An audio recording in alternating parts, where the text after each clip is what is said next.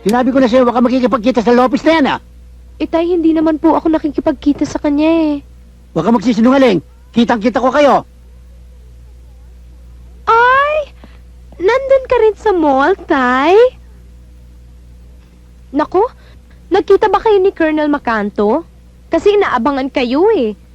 Mukhang galit na galit. Ganun lang yon. Talagang masungit ang mukha nun. Ganun po ba?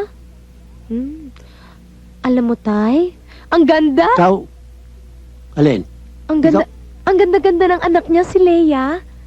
Si Leia? Maganda talaga yun. Oo. Tsaka alam mo, Tay, ang bait-bait pa. Napaka. Oo, okay siya sa akin. Okay ba sa'yo? Oo. Nanliligaw ba kayo, Tay? Sinagot na kayo, no? Teka, iniiba mo usapan eh. Ang pinag-uusapan natin dito si Lopez.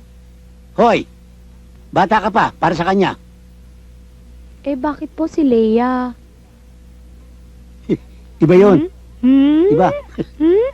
Mag-ahin ka doon, nagugutom ako. O sige na nga, Tay, pero magkwentuhan tayo mamaya tungkol kay Leia. Sige. Yay! Sige na. Ba't ba ako magsinungaling sa akin? Di ba sabi ko sa'yo huwag ka magtitiwala sa pulis dahil ang pulis matulis? Iho kayo, Dad. Oo, saan nababate ko? Nakita mo, nanay mo namatay. Pinalitan ko ba? Dahil faithful ako sa kanya eh. Kaya ikaw ha, kahit sino lalaki mahalin mo, huwag lang sikisadas. Dad, ang type ko yung kagaya nyo. Makisig, matapang, maginoo, mabait, mapagbigay, at mapagmahal. Diyan ang hulog ang mami mo sa akin. At yan, ang katangian ni John Paul. Sandali nga. Huwag mo pinapal sa jumping mo ha. Tanda mo yan. Anak, pag nanligaw sa'yo yun, huwag mo sasagutin ng oo.